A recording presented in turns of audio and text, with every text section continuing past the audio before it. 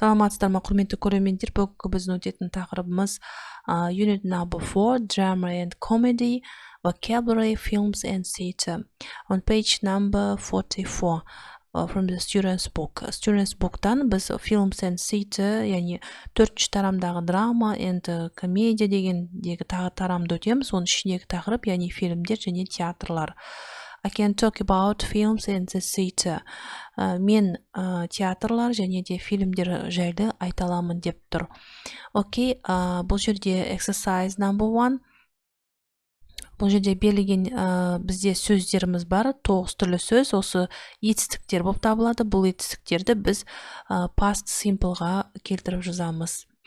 The first past simpleға болғанда бұл жерде бізде қазір сіздерге түсіндірем. Бұл жерде blue деген ғой, мына жерде көк сөзді, мына астында мәтін бар. Бізде көк түрлі сөз берген. The acting game деген әртүрлі жаңа кейіпкерлерді, фильмдер туралы жазылып кетеді. Кішкене ғана мәтінде, соның ішіндегі мына көк сөздер put on, used, made, went, мінекей осы сөздерді біз тауып, мына бірінші формасын берген, соның екінші формадағы мәтін ішіне табамыз. Окей, the first direct, дұрыс етістік болғандықтан бізде ed жұрнағы жалғанады, directed.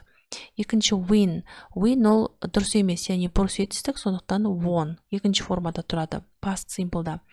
Put on сол күйінде тұрады. Төртінші go дұрыс емес етістік болғандықтан went екінші формада. Бесінші make дұрыс емес етістік болды, made екінші формасы өткен шақта. Write болды дұрыс емес етістік, wrote болады. Use дұрыс етістік, used ed жұрнағы жалғанамыз. Play дұрыс етістік, played өткен шақта ed жұрнағы жалғанады.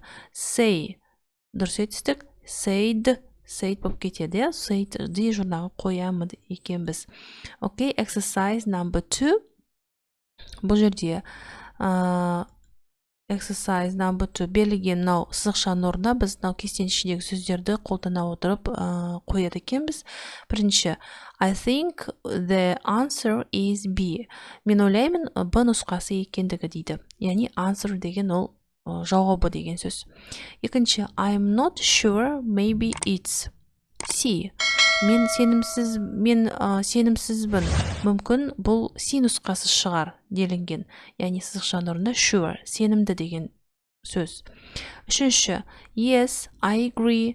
Agree ол келісу. Я мен келісемін. Төртінші, I don't agree. Мен келіспеймін. Don't көмекші етістік. Арғырай, yes, you are right. Right болады. Я, сіз дұрыс айтып тұрсыз. Сіздікі дұрыс деген мағынада. Алтыншы соңғысы, I don't think so. Мен олай ойлап тұрған жоқпын. Think деген ойлау. I think the answer is A. Мен A нұсқасы екен, жауабының A нұсқасы екенін ойлаймын дейді.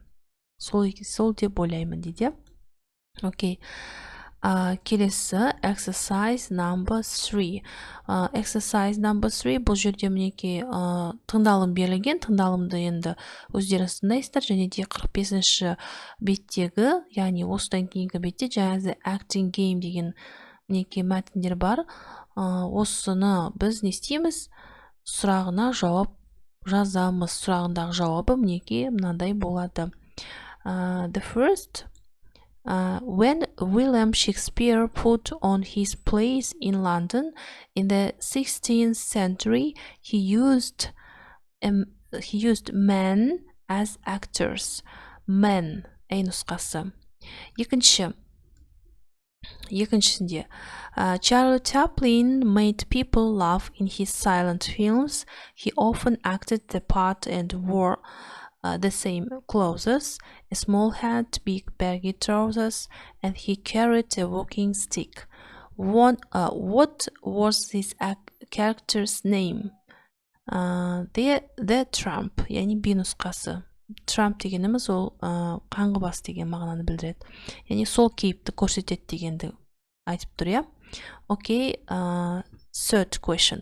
People watch films on TV and computer computers today, but in the past they went to the cinema.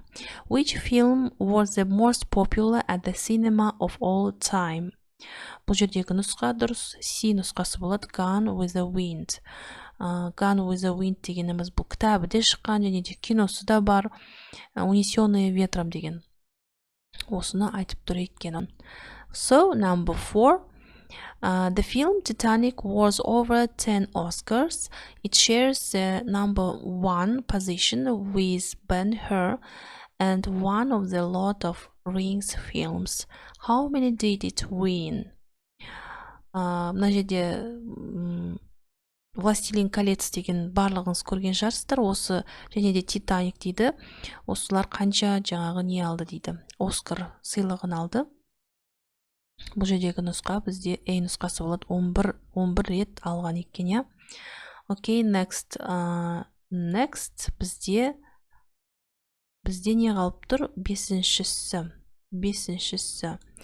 Which famous Russian playwright wrote The Cherry Orchard and Three Sisters? Жауабы болады. B нұсқасы and Антон Чехов болады. Келесі бізде алтыншысы мінеки.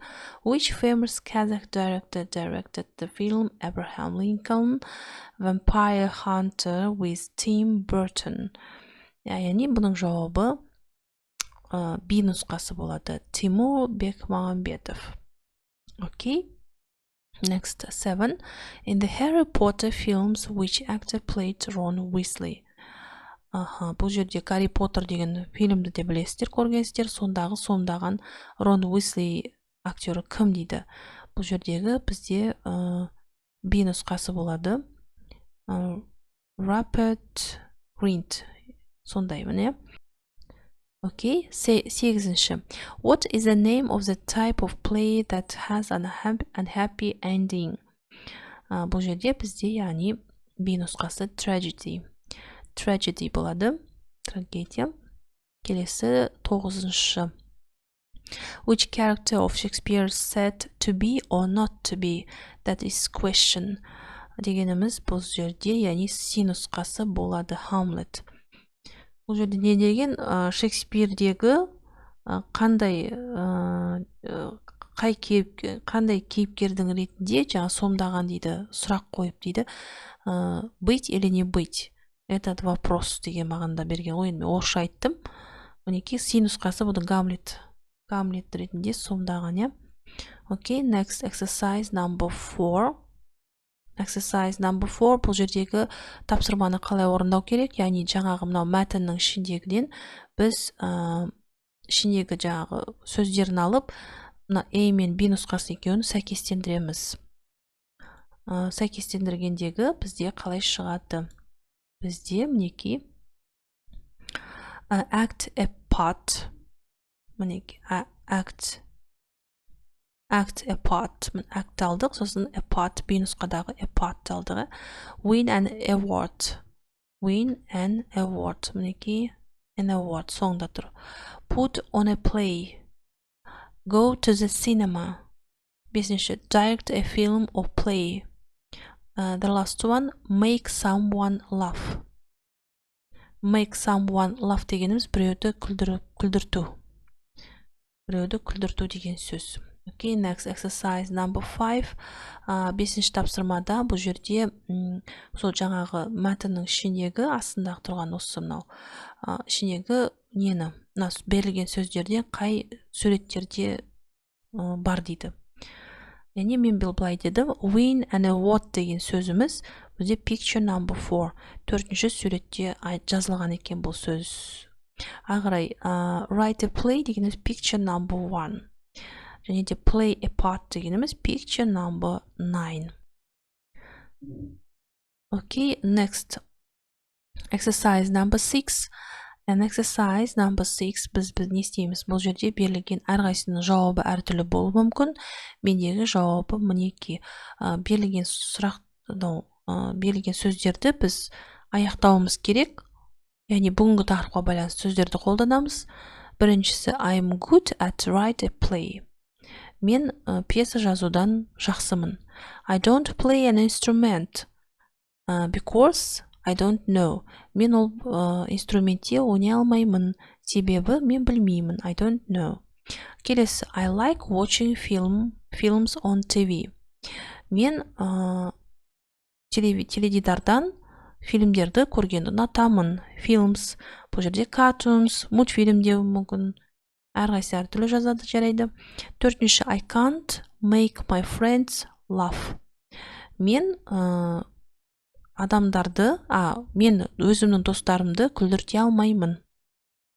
Ақырай. I like performing because I won an award. Мен сахнада көріністерді ойнай аламын, көрсете аламын. Себебі мен марапатым бар, жеңген марапатым бар. Ақырай. Алтыншы. I like enjoy having an audience. Бұл жердегі мен көрермендерді қуанта аламын дейді. Деп тұр, иә? Окей. That's all. Осымен біздің сабағымыз аяқталды. Құрметті көрермендер, менің арнама міндетті түрде жазылыңыздар. Күнделікті сабақты бірге орындаймыз. Келесі көріскенше сау болыңыздар.